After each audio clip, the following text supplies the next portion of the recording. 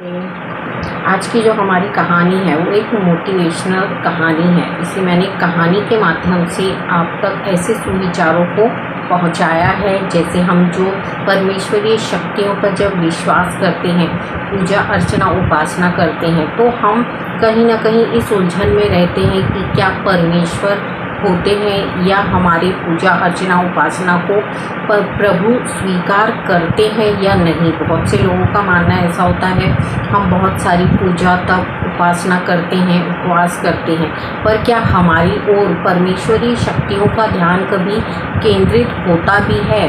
तो इन विचारों से उथल पुथल जो मनुष्य होते हैं, उनके लिए ये छोटी सी मोटिवेशन जो होता है, उसके ऊपर मैंने ये कहानी लिखी है। तो इसके माध्यम से आपको ये जानने मिलेगा कि परमेश्वरी शक्तियाँ जो होती हैं वो कहाँ तक आपका साथ देती हैं। तो कुछ ऐसी ही एक ये पुनर्जन्म की कहानी है। जैसे जो शिवनाथ जी थे, वो प्रभु जो श्री राम है उनके भक्त थे, यानी पूजा अर्चना उपासना करते थे। जिस जन्म में वो जन्मे थे उसमें उन्होंने भरपूर जो श्री राम जी की सेवा अर्चना उपासना होती है उसको किया था, और अपने कर्मों को यानी पुण्य कर्म बहुत उन्होंने किए थे। तो जीवन भर उन्हें जो दायित्व सौंपा गया था, यानी उनके गांव के मुखिया जो थे वो उन्हें बहुत मानते थे कि ये श्री राम जी के भक्त हैं और तन मन धन से ये श्री राम जी की सेवा अर्चना करते हैं। तो सभी गांव वाले एक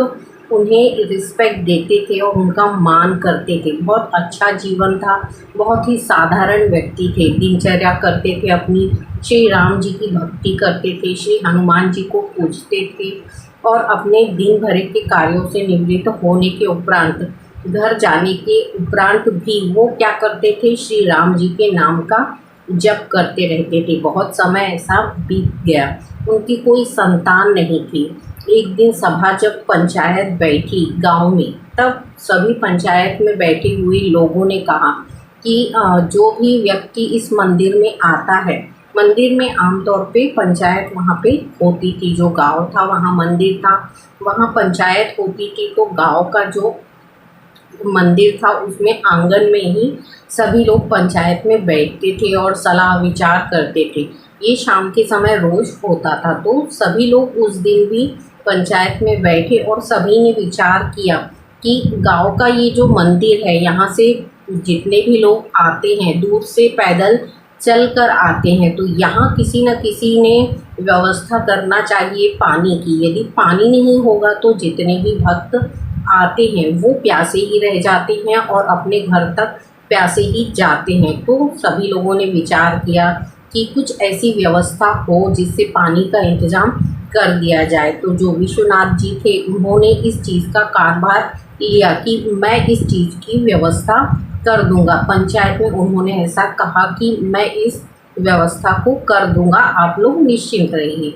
कुछ समय बीत गया, उनके पास धन जो था वो इतनी मात्रा में अर्जित हो नहीं पाया कि वो वहाँ पानी की व्यवस्था यानी मंदिर में पानी की व्यवस्था को वो कर सके। तो कुछ समय बाद क्या हुआ, अचानक से उनकी मृत्यु हो जाती है। जब उनकी मृत्यु हो जाती है तो सभी लोगों को आश्चर्य लगता है कि कल तक तो ये अच्छे थे, अचानक से ऐसा क्या हुआ कि इनकी मृत्यु हो गई। तो इस मृत्यु के पीछे जो रहस्य था, उनमें गांव वालों को जो आश्चर्य था वो आश्चर्य ये लगा कि भाई इनकी मृत्यु इस तरीके से कैसे हो गई, कल तक तो स्वस्थ थे, ये भक्ति भाव करते थे, श्री राम जी को पूजते थे, पूजा अर्चना उपासना करते थे। बहुत समय बीत गया, सभी लोगों ने इन चीज़ों को छोड़कर अपने अपने जीवन में व्यस्त रहने लगे। बहुत समय बीत जाने के बाद, सालों बीत जाने के बाद, कहते हैं एक पुनर्जन्म जो होता है, मरने वाला व्यक्ति जो होता है, यदि वो किसी अधूरी आस या इच्छा को लेकर मृत हुआ है तो वापस उसे धरती पे मनुष्य का जन्म दिया जाता है। ऐसा हमारे जो पुराण है वो कहते हैं कि जो भी मनुष्य अपनी अतृप्त आत्मा से मरता है या उसकी कुछ इच्छाएं होती हैं जो पूरी नहीं होती हैं एक जन्म में, तो वो दूसरे जन्म लेके उन इच्छाओं की पूर्ति करता है। तो वही कुछ विश्वनाथ जी के साथ भी हुआ। उन्होंने फिर से पुनर्जन्म लिया और पुनर्जन्म लेने के उपरांत यानी वो बड़े हुए, शिक्षण हुआ, उनका विवाह हुआ, बच्चे हुए और जिस दिन उनका जो विवाह उन्होंने अपनी पुत्री के लिए विवाह के लिए एक वर की तलाश शुरू की, उस दिन से उनकी कहानी जो है वो शुरू हुई। यानी जो गांव के पंडित थे उनके पास जाकर जब उन्होंने विचार विमर्श किया अपनी पुत्री के विवाह के लिए, तो इस जन्म में ये जो पुनर्जन्म लेकर आए थे, इसमें इन्हें ये महसूस नहीं हो रहा था कि मैं विश्वनाथ हूँ, या किसी को अपना जन्म जो है वो याद नहीं रहता कि मैं पिछले जन्म में क्या था और मेरे क्या कार्य अधूरे रह गए थे जो मैं पूरा करने इस जन्म में आया हूँ। तो ऐसे ही जो गांव का मंदिर था, उसी तरीके से जहाँ ये जन्मे थे, पले बड़े, शिक्षा ली थी, उस तरीके से वहाँ पे भी बहुत सारे मंदिर थे। तो वहाँ हनुमान जी का जो प्रसिद्ध मंदिर था, वहाँ से एक दिन ये जा रहे थे, तो इन्हें ऐसा विचार आया कि मेरी जो पुत्री है उसका विवाह करना बहुत आवश्यक है, क्योंकि उसकी उम्र हो चुकी है और विवाह करने योग्य। ऐसा सोचकर ये उस मंदिर में रुक जाते हैं जो गांव का प्रसिद्ध हनुमान मंदिर था। वहाँ रुकने के उपरांत इनको एक पंडित जी जो है वो दिखाई देते हैं। जब पंडित जी से ये वार्तालाप करते हैं कि मेरी पुत्री के विवाह के लिए मैं 6-7 सालों से प्रयत्न कर रहा हूँ, पर ये संपन्न हो नहीं पा रहा है, कौन सी ऐसी चीज़ें हैं जिनको करने से ये विवाह संपन्न हो सकता है, तो मेरी पुत्री की जो भी कुंडली में महादशा है या योग बन रहे हैं, उनके विषय में आप मुझे बताइए। ऐसा इन्होंने विचार विमर्श किया। तो पंडित जी ने इनको एक सलाह दी कि देखिए, आपकी जो पुत्री का विवाह है वो किसी अड़चनों के कारण रुका हुआ है। यदि आप इन कार्यों को कर देते हैं तो आपकी पुत्री का जो विवाह है वो बहुत जल्द संपन्न हो जाएगा। तो पंडित जी ने इन्हें सलाह दी कि यदि आप जो ये मंदिर है, यहाँ आने जाने वाले जितने भी भक्तगण हैं, इनके लिए पानी की व्यवस्था यदि कर देते हैं तो आपकी पुत्री का विवाह जो है या उसके विवाह में आने वाली जो अड़चनें हैं वो दूर हो जाएंगी। तो उन्होंने ऐसी सलाह दी। फिर अब इनका विचार जो था, ये घर गए और अपने घर में लोगों से इन्होंने सलाह विचार किया कि किस तरीके से पानी की व्यवस्था करेंगे तो हमारी जो पुत्री है इनका विवाह संपन्न हो सकता है, ऐसी सलाह दी है। तो सभी लोगों ने सोचा कि चलो ठीक है, यदि इस कार्य को करने से पुत्री का विवाह जुड़ जाता है तो हम इस कार्य को कर देंगे। तो बहुत जल्द ही इन्होंने व्यवस्था करी। 3 से 4 दिन में इन्होंने वहाँ पानी की व्यवस्था जो है वो कर दी। एक टंकी लगवा दी, वहाँ बोरवेल किया और जो टंकी की व्यवस्था थी, सभी भक्तगणों के लिए जलाशय की व्यवस्था इन्होंने करा दी। 3 से 4 दिन में ये काम जो है वो कंप्लीट हो गया था। तो ये जो कार्य करने के लिए पंडित जी ने कहा था, इसको जैसे ही इन्होंने कराया, इसके 4 से 5 दिन में, 7 दिन में इनकी पुत्री के लिए अच्छे अच्छे जो रिश्ते हैं वो आने लगे थे। तो जो पुत्री के विवाह की अड़चन थी वो इस चीज़ से दूर हो गई थी। इसको आप एक तरीके से समझ सकते हैं कि हो सकता है कहीं ना कहीं पितृदोष जो लगता है वो इन चीज़ों को कर देने से अलग हट जाता है। मैं हमेशा आपसे कहती हूँ कि गर्मी आती है तो आप कहीं ना कहीं जलाशय यानी जल की व्यवस्था करिए, जिससे आपका जो जल का दान होता है वो आपके लिए पुण्य के रास्ते खोल देता है। तो इनके पुत्री की विवाह की जो अड़चन थी वो दूर हुई।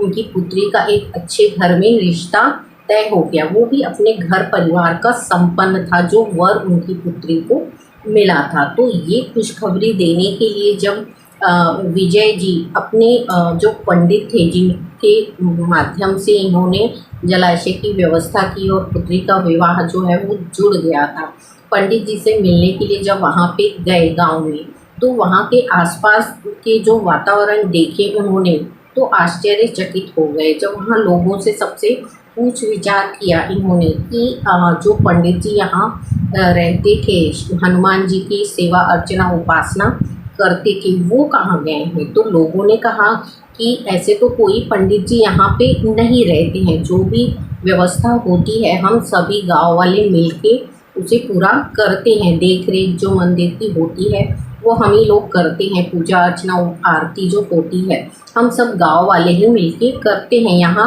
5 साल से कोई भी पंडित जो है वो नहीं है।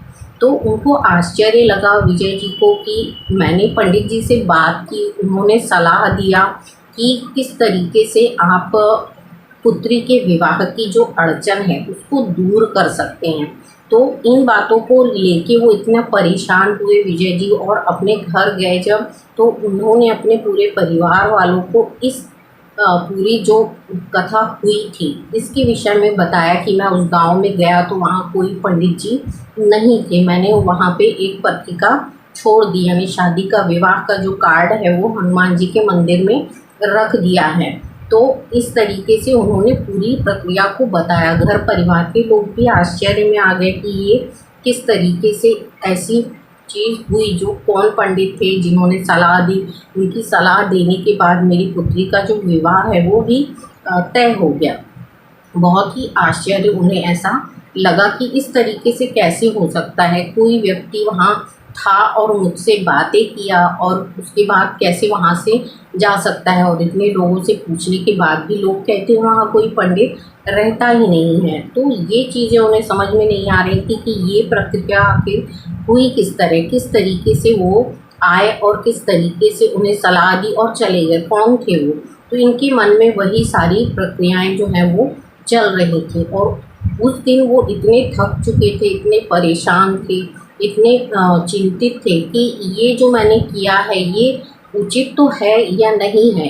जो भी पंडित जी थे जिन्होंने सलाह दी, देखिए आप अपनी दुविधाओं में इतने फंसे हुए रहते हैं कि परमेश्वर किस रूप में आ जाते हैं, किस भेष में आ जाएंगे, तो वो आप समझ नहीं पाते। तो कुछ ऐसी ही कहानियों के ज़रिए हम समझ सकते हैं कि कोई भी व्यक्ति परमेश्वरी शक्ति के रूप में हमारे आसपास आ सकता है, विद्यमान हो सकता है, क्योंकि अद्भुत शक्तियाँ जो होती हैं वो किसी के भी रूप में अवतरण लेके आती हैं और आपका मार्गदर्शन करती हैं, यदि सच्ची निष्ठा और भावना से आपने उनकी सेवा अर्चना उपासना की है। तो ये जो है प्रक्रिया जो रात भर उनके साथ चली विजय जी के, तो उन्होंने दिमाग पे इतना टेंशन लिया कि उन्हें रात में स्वप्न में जो है श्री हनुमान जी के दर्शन हुए। जब श्री हनुमान जी ने अपनी दिव्य शक्ति उन्हें दिखाई, तब उन्हें प्रतीत हुआ कि कहीं ना कहीं मुझसे कुछ भूल हुई है या कहीं ना कहीं मैं